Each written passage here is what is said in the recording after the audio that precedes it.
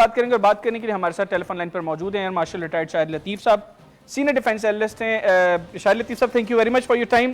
شاہد لطیف صاحب سب سے پہلے تو مجھے یہ بتائیے گا کہ آپ کے خیال میں کیوں یہ ڈرپوک نریندر مودی کو اور اس کے جو جرنیل ہیں ان کو 60 روز لگے اس محاذ پر جانے میں، جو ایک ہائی ٹینشن محاذ تھا، وہاں پر دونوں فوجیں آمنے سامنے تھیں، تو آپ کے خیال میں کیوں ان کو 60 روز لگے یہ فیصلہ کرنے میں کہ ان کو وہاں پر جانا چاہیے یا نہیں؟ دیکھیں جی، پہلی بات تو یہ ہے کہ یہ جو ہندوتوا والا معاملہ ہے یہ مودی کا بنایا ہوا سلسلہ ہے، جس کی وجہ سے وہ لوگوں کی جو توجہ ہے اس طرف رکھنا چاہتا ہے، مگر جس ہزیمت کا سامنا اس کو لداخ میں ہوا اور اس حد تک کہ ویڈیوز ہیں جس کے اندر وہاں پہ وہ چینیوں کے ساتھ کو ریکویسٹ کر رہے ہیں، التجا کر رہے ہیں کہ بات چیت کے ساتھ ہمارا معاملہ ہم طے کریں، یعنی ایک طرف جب چین کے سامنے گھٹنے ٹیکنے پڑتے ہیں تو وہ نرمی کا رویہ اختیار کرتا ہے، اور دوسری طرف جو کشمیر میں کر رہا ہے، جس بربریت کا وہ مظاہرہ کر رہا ہے، وہ پوری دنیا کے سامنے ہے۔ یہ ہے اصل بنیا، نہایت بزدل اور مکار یہ اس کی شخصیت ہے۔ تو پاکستان کو دراصل ایک ہم نے موقع 1962 میں گوایا تھا، چین کے کہنے پہ ہم نے بالکل ان کا جو انہوں نے ہمیں جو بات جس کی ریکمینڈ کی تھی ہم نے نہیں کی۔ آج تو معاملہ اس سے بھی بڑھ کے ہے، کیونکہ اس نے ان کو یونینز ڈکلیئر کر دیا ہے۔ کشمیر کا معاملہ اور لداخ کا معاملہ ایک ہی ہے، اور چین جس زور سے اس معاملے کو اٹھا رہا ہے، پاکستان کو چاہیے کہ آگے بڑھیں اور چین کی مدد سے یہ کشمیر کا معاملہ حل کرنے میں اپنا کردار ادا کریں۔ اس وقت بھارت بہت بری طرح پھنسا ہوا ہے، اور اس کی جیسے ڈرپوک میں نے کہا کہ عالم یہ ہے کہ وہ چین کو گھٹنے ٹیک کر اور بات چیت کے ذریعے ان سے یہ معاملہ طے کرنا چاہتے ہیں۔ حقیقت یہ ہے کہ گلوان کا علاقہ چین کا ہے، وہ ہمیشہ سے انہوں نے اپنے پاس رکھا ہے۔ اب اس پہ جب انہوں نے یہ حرکت کی تو چین نے ناکوں چنے چبوا دیے۔ تو مقصد یہ ہے کہ بنیا یہ جان بوجھ کے اس طرح کی کھیل کھیلتا ہے، جس طرح نیپال نے اس کو آنکھیں دکھائیں، اب اس کی جرت نہیں ہے، ورنہ نیپال کے ساتھ تو کبھی ایسے بات نہیں کرتا تھا۔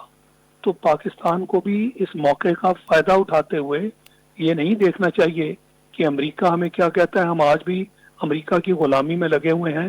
امریکہ تو غلامی آپ ہی سے کروانا چاہتا ہے، اور بھارت کو وہ اس خطے میں وہ ایک منی سپر پاور کا مقام دے کر انسرکلمنٹ آف چائنا کرنا چاہتا ہے، اور چائنا کے خلاف جو کنٹینمنٹ کا معاملہ ہے وہ تو چائنا کو بالکل نہیں بھاتا، مگر پاکستان جو ہے میں سمجھتا ہوں کہ کوئی کام نہ کرتے ہوئے اصل میں ہندوستان کے سامنے جھکنے والا معاملہ اور امریکہ کے سامنے بالکل گھٹنے ٹیکنے والا معاملہ ہے، جو کہ خاص کر کشمیر کے معاملے میں یہ موقع ہے۔ اس کو ہمیں فائدہ اس سے اٹھاتے ہوئے کشمیر کے معاملے میں باقاعدہ آگے بڑھنا چاہیے، جو کہ پاکستان نہیں کر رہا، اور اس کا جواب اس حکومت کو دینا ہوگا۔ یہ آج اس طرح کی حرکت کرنے سے جیسے 1962 ہمیں بار بار یاد آتا ہے، تو کیا یہ وقت بھی کچھ دنوں کے بعد کیا لوگ بھول جائیں گے؟ اتنا بڑا موقع ہے، اور چین بذات خود آپ کو اس میں اپنے ساتھ ملا کر آپ کی مدد کرنے کو تیار ہے۔ تو ایسے میں ماشٹر صاحب آپ کیا سمجھتے ہیں کہ مطلب ہمارے دفتر خارجہ کو ایکٹیو ہونا چاہیے، ان کو چین کے ساتھ رابطے میں رہنا چاہیے کہ اگر چین کی کوئی ایسی پالیسی ہے یا ایسا کوئی پلان ہے تو ہم ادھر سے اٹیک کر دیں، ادھر سے چائنا وہ اس نے بھارت کو ناکو چنے چبوائے میں، ادھر سے ہم آ جائیں، ادھر سے کشمیر کے اندر جو چند مجاہدین ہیں انہوں نے بھارتی فوج کا جینا حرام کیا ہوا ہے، تو یہ جس طرح ایک بڑی گولڈن اپرچونٹی ہے، تو کیوں لگتا ہے آپ کو کہ ہم کیوں یہ نہیں کر پا رہے؟ میں سمجھتا ہوں کہ یہ ہماری حکومت کی ناکامی ہے۔ حکومت اس کا جواب لوگوں کو دے، یہ معاملہ لوگ نہیں بھولیں گے، اور اگر آپ سمجھتے ہیں کہ ڈنگ ٹپاؤ والا معاملہ ہے، ایک قسمت نے پاکستان کو بھرپور موقع دیا ہے۔ وہ جو کشمیری ہیں وہ آپ کے بارے میں کیا سوچ رہے ہوں گے؟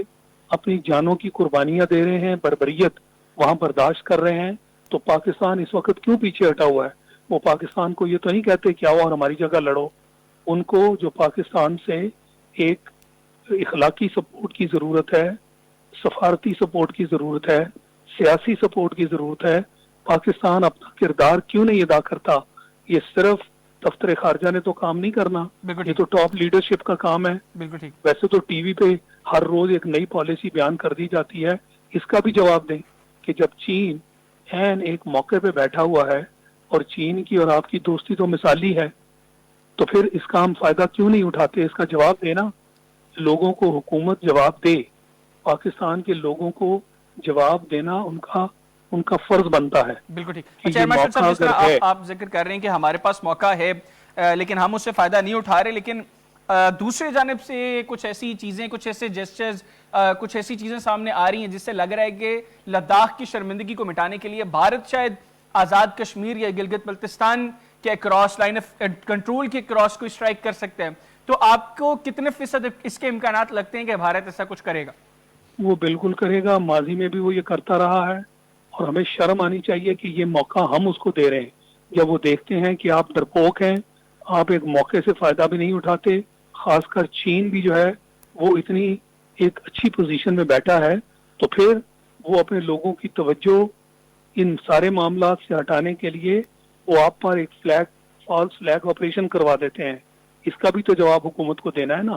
یہ سارے جوابات حکومت کو دینے چاہیے کہ کیا وہ وجہ ہے، وہ کیا ان کے ذہن میں، اور کون سی ایسی عقل مندی کی یہ بات ہے کہ جس کے تحت جو موقع بھی آپ کے ہاتھ میں ہے اس کو آپ جان بوجھ کے گنوا رہے ہیں، اور اس کے بدلے میں آپ کا نقصان بھی ہوگا، فالس فلیگ آپریشن ہوگا، دنیا بھر کے سامنے آپ کو بدنام بھی کیا جائے گا. یہ کیا پالیسی ہے اور یہ کون سی تدبیر ہے؟ اس کا جواب ہماری ذہن میں نہیں آتا، یہ حکومت کو دینا چاہیے. بالکل ٹھیک. اچھا ایئر مارشل صاحب، آخر میں مجھے یہ بھی بتائیے گا کہ 5 اگست 2019 کو جب بھارت نے کشمیر کا کرنٹ جو اسپیشل اسٹیٹس تھا وہ ختم کیا، اس کے بعد جو بائیلیٹرل ہمارے آپس میں معاہدے تھے ان کی تو کوئی اب حیثیت نہیں رہی. اب عسکری ذرائع ہماری حکومت وہ ان کے اوپر جانے کو تیار نہیں ہے. بھارت کے ساتھ ہم بات چیت کر نہیں سکتے کیونکہ بھارت نے یک طرفہ ایک کارروائی کی ہے. تو ایسے میں اب کشمیر کے مستقبل کا فیصلہ کیسے ہو سکتا ہے؟ کشمیر کو ہم نے ایک بڑی ہی غلط پوزیشن میں ڈال دیا ہے، اور جن چیزوں کی وہ ہم سے توقع رکھتے ہیں وہ بالکل ہم نہیں کر رہے. میں سمجھتا ہوں کہ یہ ان کے ساتھ بھی ہم زیادتی کر رہے ہیں. ایک طرف کہتے ہیں کشمیر رہے گا، بنے گا پاکستان، ان کے ساتھ دل دھڑکتے ہیں، ہم ان سے اظہار یکجہتی کرتے ہیں. یہ ساری دکھانے منافقوں والی باتیں ہیں نا. یعنی کہتے آپ کچھ ہیں، جب ان کی مدد کا موقع آتا ہے آپ پیچھے ہٹ جاتے ہیں. کیا پوری دنیا اس کو نہیں دیکھ رہی کہ کشمیر باقاعدہ اس جگہ پہ بیٹھا ہے اور ہندوستان ان کی محنتیں کر رہا ہے کہ ہمارے ساتھ بات چیت کرو؟ اتنی ان کی پوزیشن وہاں ڈاؤن ہے، اور پاکستان اور خاص کر جو اقوام متحدہ کا فیصلہ ہے اس کے مطابق ہندوستان اپنی پوزیشن سے بہت پیچھے ہٹ چکا. خاص کر یہ جو آرٹیکل 370 یہ تو سراسر اس کی خلاف ورزی ہے. تو پاکستان کہاں ہے؟ پاکستان تو دور دور تک نظر نہیں آتا. یہ صرف باتوں کے پیر ہیں ہم. بالکل ٹھیک. ایئر مارشل شاہد لطیف صاحب، thank you very much for your time. ناظرین، آپ نے ایئر مارشل صاحب کی گفتگو سنی. ایئر مارشل صاحب کا کہنا ہے کہ ایسے میں پاکستان کے پاس ایک گولڈن اپرچونٹی ہے. یہ وقت پاکستان کے لیے بڑا اہم ہے. ایسے میں پاکستان کو چاہیے کہ وہ چین کے ساتھ ایسی کوئی اسٹریٹجی بنائے. اگر کشمیر کے لداخ کے حوالے سے چین ایسی کوئی اسٹریٹجی بنا چکا ہے تو اس میں پاکستان کو اس کا شریک بننا چاہیے. یہ 1962 کے بعد پاکستان کے پاس ایک اپرچونٹی ہے، اور اگر پاکستان اس کو اویل نہیں کرتا تو مستقبل میں پاکستان کو اس کا نقصان ہوگا. یہ کہنا تھا ایئر مارشل شاہد لطیف صاحب کا. انہوں نے یہ ذکر بھی کیا اس